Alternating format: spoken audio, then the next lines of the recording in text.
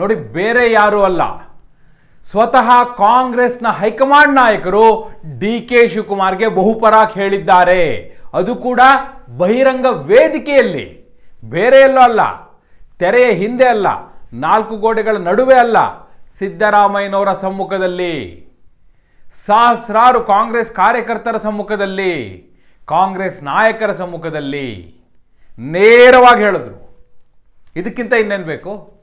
ಈಗ D K Shivakumar ಅವ್ರನ್ನ KPCC ಅಧ್ಯಕ್ಷ ಸ್ಥಾನದಿಂದ ಪದಚ್ಯುತಿ ಮಾಡಬೇಕು ಅಂತ ಯಾರ್ಯಾರು ಪ್ರಯತ್ನ ಮಾಡ್ತಾ ಇದ್ರಲ್ಲ, ಸಭೆಗಳ ಮೇಲೆ ಸಭೆಗಳು ಮಾಡ್ತಾ ಇದ್ರಲ್ಲ, ಅವರ ಎದುರೇ ಹೇಳಿದ್ದಾರೆ. ಯಾವ ರೀತಿ ಬಹುಪರಾಕ್ ಹೇಳಿದ್ರು, ಏನು ಹೇಳಿದ್ರು, ಯಾರು ಹೇಳಿದ್ರು?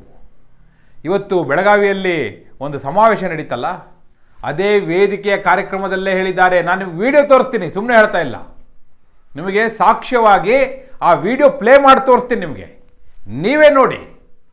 ಬಹುಶಃ ಇನ್ನು ಡಿ ಕೆ ಶಿವಕುಮಾರ್ ಅವ್ರನ್ನ ಕಾಂಗ್ರೆಸ್ನ ಮಟ್ಟಿಗೆ, ಅಂದರೆ ಪಕ್ಷದ ಚೌಕಟ್ಟಿನಲ್ಲಿ ಯಾರೂ ಅಲ್ಲಾಡ್ಸೋಕೆ ಆಗೋದಿಲ್ಲ ಅನ್ನೋ ಸಂದೇಶವನ್ನೇ ಕೊಟ್ಟ ಹಾಗಾಗಿದೆ. ಹಾಗಾದರೆ ಏನು ಹೇಳಿದ್ರು? ಎಸ್, ಅದೇ ವಿವರವನ್ನು ಕೊಡೋ ಸಲುವಾಗಿ ನಾನು ಬಂದಿದ್ದೇನೆ. ಆತ್ಮೀಯರೇ, ವಾರ್ತೆ ವಿಶೇಷ ಕಾರ್ಯಕ್ರಮಕ್ಕೆ ಸ್ವಾಗತ. ನಾನು ವೀರೇಂದ್ರ ಉಪ್ಪುಂದ. ಬಹುಶಃ ಡಿ ಕೆ ಶಿವಕುಮಾರ್ ಅವರ ಬೆಂಬಲಿಗರಿಗೆ, ಅವರ ಕಾರ್ಯಕರ್ತರಿಗೆ, ಅವರ ಅಭಿಮಾನಿಗಳಿಗೆ ಬಹಳ ಖುಷಿ ಕೊಡುವಂಥ ಸುದ್ದಿ ಇದು. ಯಾಕಂದರೆ ಕಾಂಗ್ರೆಸ್ ಹೈಕಮಾಂಡ್ ಈ ರೀತಿ ಓಪನ್ ಆಗಿ, ಡೈರೆಕ್ಟ್ ಆಗಿ, ಅದು ಸಿದ್ದರಾಮಯ್ಯನವರ ಎದುರೇ, ಪ್ರಿಯಾಂಕಾ ಗಾಂಧಿ ಅವರ ಎದುರೇ, ಹಾಗೂ ಸಹಸ್ರಾರು ಕಾರ್ಯಕರ್ತರ ಸಮ್ಮುಖದಲ್ಲಿ, ಸತೀಶ್ ಜಾರಕಿಹೊಳಿ ಎದುರು ಈ ರೀತಿ ಬಹುಪರಾಕ್ ಹೇಳಿದ ಮೇಲೆ ಇನ್ನೇನು ಉಳಿತು? ಇನ್ನು ಬಹುಶಃ KPCC ಅಧ್ಯಕ್ಷ ಸ್ಥಾನ ಬದಲು ಅವೆಲ್ಲ ಏನು ಸಭೆಗಳ ಮೇಲೆ ಸಭೆ ಮಾಡ್ತಾ ಇದ್ರು, ಹೇಳಿಕೆ ಕೊಡ್ತಾ ಇದ್ರಲ್ಲ, ಬಹುಶಃ ಇನ್ನದು ಡೌನ್ ಆಗೇ ಆಗುತ್ತೆ. ಯಾಕಂದರೆ ಇಂತಹ ಹೇಳಿಕೆ ಬಂದ ನಂತರ ಅವರು ಸೈಲೆಂಟ್ ಆಗಲೇಬೇಕು. ಆಲ್ರೆಡಿ ಹೇಳಿದರು ಬಾಯಿ ಮುಚ್ಕೊಂಡಿರಿ ಅಂತ ಹೇಳಿ, ಅದಾದಮೇಲೆ ಬಾಯಿ ಮುಚ್ಕೊಂಡ್ರು. ಆದರೆ ಇದನ್ನು ಹೇಳಿದ ಮೇಲೆ, ಯಾಕಂದರೆ ಯಾರು ಸಭೆ ಮಾಡ್ತಾ ಇದ್ರಲ್ಲ ಅವ್ರು ಹೇಳ್ತಾ ಇದ್ದಿದ್ದೇನು ಗೊತ್ತಾ? ಈಗ ಸತೀಶ್ ಜಾರಕಿಹೊಳಿ ಅವರೇ ಹೇಳಿದರು, ಏನಂದಿದ್ರು? ನಾವು ಯಾಕೆ KPCC ಅಧ್ಯಕ್ಷರ ಬದಲಾವಣೆ ಆಗಬೇಕು ಅಂತ ಹೇಳ್ತಿದ್ದೀವಪ್ಪ ಅಂದರೆ, ರಾಜ್ಯದಲ್ಲಿ ಸಂಘಟನೆ ವೀಕ್ ಆಗಿದೆ, ಒಬ್ಬರು ಫುಲ್ ಫ್ಲೆಡ್ಜ್ಡ್ ಪ್ರೆಸಿಡೆಂಟ್ ಬೇಕು. ಡಿ ಕೆ ಶಿವಕುಮಾರ್ ಅವರು ಆ ಕಡೆ DCM, ಈ ಕಡೆ KPCC ಅಧ್ಯಕ್ಷರು, ಎರಡೂ ಸ್ಥಾನ ನಿರ್ವಹಿಸ್ಲಿಕ್ಕೆ ಅವ್ರ ಕೈಯಲ್ಲಿ ಆಗ್ತಾ ಇಲ್ಲ.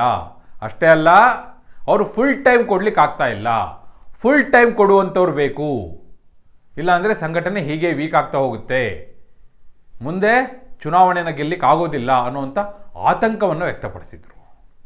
ಬಹಳ ಸಹಜ. ಆದರೆ ಹೈಕಮಾಂಡ್ನ ನಿಲುವೇನಿದೆ, ಇದಕ್ಕೆ ಹೈಕಮಾಂಡ್ನ ಉತ್ತರ ಏನಿದೆ, ಇದು ಯಾರಿಗೂ ಅರ್ಥ ಆಗಿರಲಿಲ್ಲ. ಯಾಕಂದರೆ ಹೈಕಮಾಂಡ್ ಏನು ಹೇಳಿದ್ರು, ಎಲ್ರಿಗೂ ಒಟ್ಟಾರೆಯಾಗಿ ಎಲ್ಲ ಕಾಂಗ್ರೆಸ್ ನಾಯಕರಿಗೂ ಬಾಯಿ ಮುಚ್ಕೊಂಡಿರಿ, ನಾವು ತೀರ್ಮಾನ ಮಾಡ್ತೀವಿ ಅಂತ ಹೇಳಿದರು. ಆದರೆ ತೆರೆಯ ಹಿಂದೆ ಏನು ಹೇಳಿದರು ಅದು ಯಾರಿಗೂ ಗೊತ್ತಿರಲಿಲ್ಲ. ಈಗ ತೆರೆಯ ಮೇಲೆ ಹೇಳ್ಬಿಟ್ರಲ್ಲ, ಓಪನ್ ಸ್ಟೇಜಲ್ಲಿ ಹೇಳ್ಬಿಟ್ರಲ್ಲ, ಇನ್ನೇನು ಬೇಕು? ನಾನು ಅದೇ ಹೇಳ್ತಿದ್ನಲ್ಲ ನಿಮಗೆ, ವಿಡಿಯೋ ಪ್ಲೇ ಮಾಡಿ ತೋರಿಸ್ತೀನಿ. ಅದೇ ನಾನು ನಿಮ್ಗೆ ಹೇಳಿದ್ನಲ್ಲ, ವಿಡಿಯೋ ಪ್ಲೇ ಮಾಡಿ ತೋರಿಸ್ತೀನಿ ಅಂದೆ. ಏನು ಹೇಳಿದ್ದಾರೆ? ಬೇರೆ ಯಾರೂ ಅಲ್ಲ ಈ ಮಾತಿನ ಹೇಳಿರೋದು, ಸ್ವತಃ AICC ಅಧ್ಯಕ್ಷ ಮಲ್ಲಿಕಾರ್ಜುನ್ ಖರ್ಗೆ ಅವರೇ ಹೇಳಿರುವಂಥ ಮಾತಿದು, ಬೇರೆ ಯಾರೂ ಅಲ್ಲ, ಸ್ವತಃ ಖರ್ಗೆ ಅವರು ಬಹುಪರಾಕ್ ಹೇಳಿರೋದು. ಖರ್ಗೆ ಅವರು ಹಾಗೆಲ್ಲ ಸುಮ್ಮನೆ ಯಾರಿಗೂ ಹೇಳೋದಿಲ್ಲ. ಅವ್ರು ಹೈಕಮಾಂಡ್ಗೆ ಯಾವ ಲೆವೆಲ್ಗೆ ನಿಷ್ಠರು ಅಂತ ನಿಮಗೆ ಗೊತ್ತು. ಹೈಕಮಾಂಡ್ನ ಸೂಚನೆ ಇಲ್ಲದೆಯೂ ಇಂಥ ಮಾತುಗಳನ್ನ ಆಡೋದಿಲ್ಲ. ಸತೀಶ್ ಜಾರಕಿಹೊಳಿ ಹಾಗೂ ಟೀಮ್ ಎಲ್ಲರೂ ಕೂಡ ಕಾಂಗ್ರೆಸ್ನ ಸಂಘಟನೆ ಕರ್ನಾಟಕದಲ್ಲಿ ವೀಕ್ ಆಗಿದೆ ಅಂತಿದ್ರಲ್ಲ, ಇವತ್ತು ಮಲ್ಲಿಕಾರ್ಜುನ ಖರ್ಗೆ ಅವರು ಹೇಳಿದ್ರು, ನೇರವಾಗಿ ಹೇಳಿದ್ರು. ನಾನು ನೆಕ್ಸ್ಟ್ ವಿಡಿಯೋ ಪ್ಲೇ ಮಾಡ್ತಾ ಇದ್ದೀನಿ.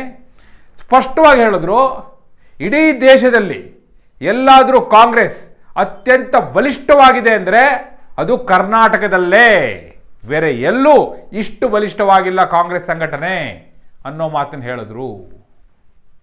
ಇನ್ನೇನು ಬೇಕು?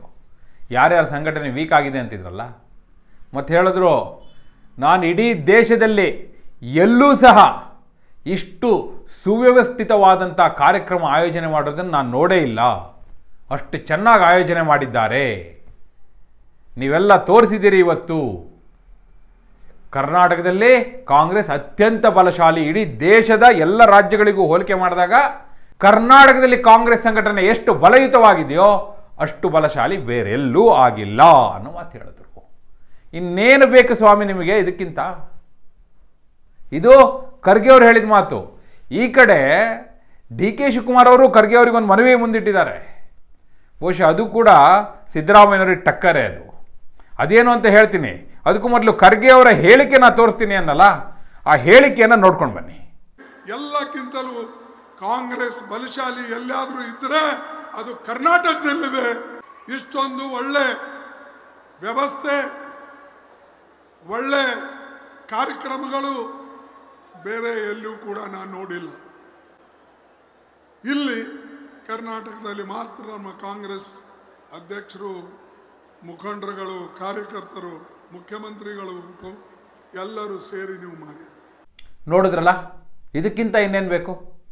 ನೇರವಾಗಿ ಖರ್ಗೆ ಅವರೇ ತಮ್ಮ ಭಾಷಣದಲ್ಲೇ ಹೇಳಿಬಿಟ್ಟಿದ್ದಾರೆ ಎಷ್ಟು ಬಲಯುತವಾಗಿದೆ ಕಾಂಗ್ರೆಸ್ ಸಂಘಟನೆ ರಾಜ್ಯದಲ್ಲಿ ಅಂತ. ಇನ್ನು ಡಿ ಕೆ ಶಿವಕುಮಾರ್ ಅವರ ಹೇಳಿಕೆ, ಎರಡು ಹೇಳಿಕೆ ಬಹಳ ಮುಖ್ಯ. ಒಂದು ಅವ್ರು ಕೊಟ್ಟಿರುವಂಥ ಮನವಿ, ಅದೇನು ಅಂತ ಹೇಳ್ತೀನಿ. ಅದಕ್ಕೂ ಮೊದಲು ಅದಕ್ಕಿಂತ ಇಂಪಾರ್ಟೆಂಟ್ ಇದೆ. ಅವರು ಒಂದು ಹೇಳಿಕೆಯನ್ನು ಕೊಟ್ಟರು ಭಾಷಣದಲ್ಲಿ. ಪಾಪಿಗಳನ್ನು ಪ್ರೀತಿಸಿ ಅವರ ಪಾಪಗಳನ್ನ ನಾಶ ಮಾಡ್ಬೋದು. ಅಂದರೆ ಅವ್ರು ಮಾಡಿದ ಪಾಪಗಳನ್ನ ನಾಶ ಮಾಡ್ಬೋದು, ಆದರೆ ಪಾಪಿಗಳನ್ನ ಪ್ರೀತಿಸಿ ಅಂತ ಹೇಳಿ. ಅಂದರೆ ಯಾರೆಲ್ಲ ಈಗ ನೆನ್ನೆ ಹೇಳ್ತಾ ಇದ್ರು ಡರ್ಟಿ ಪಾಲಿಟಿಕ್ಸ್ ಅಂತಿದ್ರು, ಹಾಗೆ ಇದು ಕೂಡ. ಯಾರೆಲ್ಲ ಈಗ ತಪ್ಪು ಮಾಡ್ತಿದ್ದಾರೋ ಅವರ ತಪ್ಪುಗಳನ್ನ ನಾವು ನಾಶ ಮಾಡ್ಬೋದು, ಆದರೆ ತಪ್ಪಿತಸ್ಥರನ್ನ ಪ್ರೀತಿಸಿ ಅಂತ ಹೇಳ್ದಂಗೆ. ಪಾಪಿಗಳನ್ನೂ ಪ್ರೀತಿಸಿ. ಅಲ್ಲೇ ಒಂದು ಟಾಂಗ್ ಕೊಟ್ಟರು, ಯಾರಿಗೆ ಕೊಡಬೇಕಿತ್ತು ಅವರಿಗೆ, ವೇದಿಕೆ ಮೇಲೆ ಕುಳಿತಿದ್ದವರಿಗೆ ಕೊಟ್ಟರು. ಹಾಗೆ ಮತ್ತೊಂದು ಮನವಿ ಮಾಡಿದ್ರು ಅಂತ ಹೇಳಿದೆ. ಏನು ನೋಡಿ, ಡಿ ಕೆ ಶಿವಕುಮಾರ್ ಅವರು ಇದೇ ವೇದಿಕೆಯಲ್ಲಿ AICC ಅಧ್ಯಕ್ಷ ಮಲ್ಲಿಕಾರ್ಜುನ ಖರ್ಗೆ ಅವರಿಗೆ ಒಂದು ಮನವಿಯನ್ನು ಮಾಡಿದ್ರು. ಈ ಗಾಂಧಿ ಭಾರತ ಕಾರ್ಯಕ್ರಮ ಏನೀಗ ನಾವು ಆಯೋಜನೆ ಮಾಡಿದ್ದೀವಲ್ಲ, ಅದನ್ನು ಇಡೀ ದೇಶಾದ್ಯಂತ ತಾಲೂಕಿನಿಂದ ಹಿಡಿದು ಹೆಡ್ ಕ್ವಾರ್ಟರ್ವರೆಗೂ ಎಲ್ಲ ಕಡೆಯೂ ದೇಶಾದ್ಯಂತ ಇದರ ಆಚರಣೆ ಆಗಬೇಕು. ಅಷ್ಟೇ ಅಲ್ಲ, ಕರ್ನಾಟಕದಲ್ಲಿ ರಾಜ್ಯ ಸರ್ಕಾರದ ವತಿಯಿಂದಲೇ ವರ್ಷ ಪೂರ್ತಿ ಈ ಗಾಂಧಿ ಭಾರತ ಕಾರ್ಯಕ್ರಮವನ್ನು ಆಯೋಜನೆ ಆಗಬೇಕು. ಮುಖ್ಯಮಂತ್ರಿ ಸಿದ್ದರಾಮಯ್ಯನವರು ಅದನ್ನು ಮಾಡಬೇಕು ಅನ್ನುವ ಮನವಿಯನ್ನು ಅವರು ಮಾಡಿದ್ದಾರೆ. ಈ ಮೂಲಕ ಡಿ ಕೆ ಶಿವಕುಮಾರ್ ಅವರ ಪರಿಕಲ್ಪನೆಯ ಕಾರ್ಯಕ್ರಮ ಈಗ ಸರ್ಕಾರಿ ಕಾರ್ಯಕ್ರಮವಾಗಿ ಅನುಷ್ಠಾನ ಆಗಬೇಕು. ಅದನ್ನು ಸಿದ್ದರಾಮಯ್ಯನವರು ಮಾಡಬೇಕು. ಸಿದ್ದರಾಮಯ್ಯನವರಿಗೆ ಬಹುಶಃ ಈ ಸಮಾವೇಶವೇ ಅವರಿಗೆ ಅಷ್ಟರ ಮಟ್ಟಿಗೆ ಜೀರ್ಣಿಸ್ಕೊಳ್ಳಿಕ್ಕೆ ಆಗಿರೋದಿಲ್ಲ. ಹೀಗಿರುವಾಗ ಅದರಲ್ಲೂ ಮಲ್ಲಿಕಾರ್ಜುನ ಖರ್ಗೆ ಅವರು ಕರ್ನಾಟಕದಲ್ಲಿ ಕಾಂಗ್ರೆಸ್ ಸಂಘಟನೆ ಬಲಿಷ್ಠವಾಗಿರುವಷ್ಟು ಇಡೀ ದೇಶದಲ್ಲೇ ಎಲ್ಲೂ ಇಲ್ಲ ಅಂತ ಹೇಳಿದ ಮೇಲೆ ಅದನ್ನು ಅರ್ಗಿಸ್ಕೊಳ್ಳೋದೇ ಕಷ್ಟ ಆಗಿರುತ್ತೆ. ಹೀಗಿರುವಾಗ ಇದನ್ನು ನೀವು ಇಂಪ್ಲಿಮೆಂಟ್ ಮಾಡಿ ಅಂತ ಹೇಳಿದ್ರೆ, ಅದು ಏನೋ ಬಜೆಟಲ್ಲಿ ಅನೌನ್ಸ್ ಮಾಡಿ ಅನ್ನುವಂಥ ಒತ್ತಡ ಹಾಕಿದ್ದಾರೆ ಅನ್ನುವಂಥ ಮಾತಿದೆ. ನೋಡಬೇಕು ಬಜೆಟಲ್ಲಿ ಅನೌನ್ಸ್ ಮಾಡ್ತಾರೆ, ಏನು ಮಾಡ್ತಾರೆ ಅಂತ. ಆವಾಗ ನಾನು ನಿಮಗೊಂದು ಸ್ಟೋರಿ ಮಾಡಿ ಕೊಡ್ತೀನಿ. ಆದರೆ ಡಿ ಕೆ ಶಿವಕುಮಾರ್ ಅವರ ಈ ಒಂದು ಮನವಿ ಬಹುಶಃ ಕಾಂಗ್ರೆಸ್ ಹೈಕಮಾಂಡ್ ಕೂಡ ಮಾಡಿ ಅಂತ ಹೇಳ್ಬೋದು. ಯಾಕಂದರೆ ಪಕ್ಷದ ಕಾರ್ಯಕ್ರಮ ಅನುಷ್ಠಾನ ಆಗಲಿ ಅನ್ನುವಂಥ ಅಭಿಪ್ರಾಯ ಅವ್ರದ್ದು ಇರುತ್ತೆ. ಸಿದ್ದರಾಮಯ್ಯವ್ರ ಒಂದು ರೀತಿ ಇದು ಅಡಕತ್ತಿರಲ್ಲಿ ಸಿಕ್ಕಾಗದಾಗೆ ಡಿ ಕೆ ಶಿವಕುಮಾರ್ ಅವರು. ಎಲ್ಲಕ್ಕಿಂತ ಮುಖ್ಯ ಖರ್ಗೆ ಅವರ ಹೇಳಿಕೆ.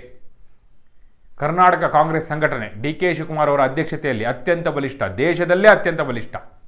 ಎಸ್, ಇದರ ಬಗ್ಗೆ ನಿಮ್ಮ ಅಭಿಪ್ರಾಯ ಏನು? ಕಮೆಂಟ್ ಮೂಲಕ ನಿಮ್ಮ ಅಭಿಪ್ರಾಯವನ್ನು ತಿಳಿಸಿ. ಹಾಗೆ ನೀವಿನ್ನು ವಾರ್ತೆ ಚಾನಲ್ನ ಸಬ್ಸ್ಕ್ರೈಬ್ ಮಾಡಿಲ್ಲ ಅಂದರೆ ಈಗಲೇ ಸಬ್ಸ್ಕ್ರೈಬ್ ಮಾಡಿ. ಧನ್ಯವಾದ.